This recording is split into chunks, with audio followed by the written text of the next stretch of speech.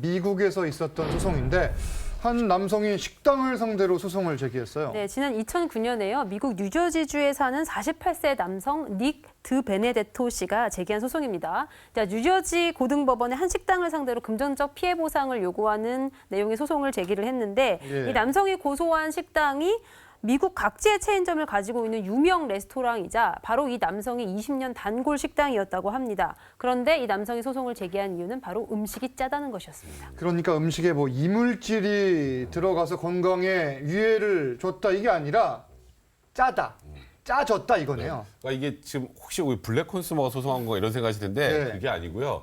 이 사람이 정말 20년 단골입니다. 20년 단골. 20년 단골이고 자기가 맨날 먹는 샌드위치가 있어요. 예. 근데 그 샌드위치에 소금 함량이 엄청나게 많이 들어갔다는 걸 최근에 알았다는 거예요. 갑자기 짜졌다가 아니라 소금 범벅이다. 여기에 소금이 이렇게 많았어? 예. 라는 걸 20년 만에 알았다는 거죠. 아하. 그래서 엄청나게 배신감을 느꼈고 실제로 그 20년 동안에 먹은 이 짠 음식 때문에 내가 예. 굉장히 많은 피해를 봤다라고 하면 소송을 제기하게 된 겁니다. 아니 얼마나 짜길래 소송까지 한 겁니까? 그러니까 미국의 공익과학센터라고 이 영양이랑 식품 안전 관련한 NGO 단체가 있는데 실제로 세트 메뉴를 분석을 했더니 어마어마한 나트륨이 검출이 된 겁니다. 이 세트 메뉴에는 이제 베이컨, 햄, 뭐 으깬 감자 이런 것들이 들어가게 되는데 실제로 5,690mg 이게 이제 하루 권장량의 379%에 해당하는 수치니까 예. 사실 좀 짜긴 짜고 나트륨이 그러네요. 많기는 많습니다. 예. 그리고 다른 메뉴들 중에도 이렇게 5,000mg 이상의 나트륨이 나오는 메뉴가 있었다고 아하. 합니다. 소금 얼마나 들어가는지 사실 중요하게 생각하는 분들이 있는데 배신감 느낄만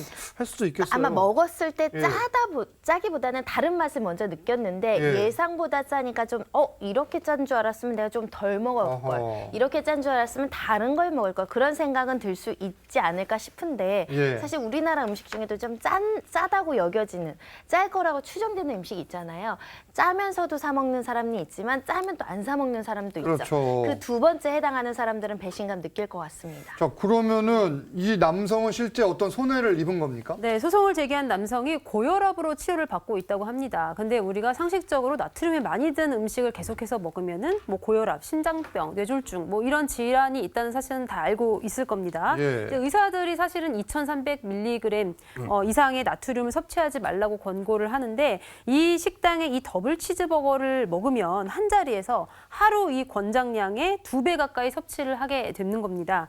그래서 이제 이 아까 봤듯이 이 메뉴를 분석한 기관도 위험할 정도로 나트륨 함량이 예. 높다라고 경고를 했을 텐데 이 남성의 주장은 뭐냐면 만약 이렇게 나트륨이 많이 포함된 걸 알았다라면 나는 그렇죠. 먹지 않았을 것이다라는 겁니다. 이 소금 함유량을 알리지 않고 판매한 것을 지금 문제로 제기한 건데 식당 측은 어떤 입장이었습니까? 그러니까 식당 측은 대응할 가치가 없다라는 입장을 밝힌 것이 뭐냐면 예.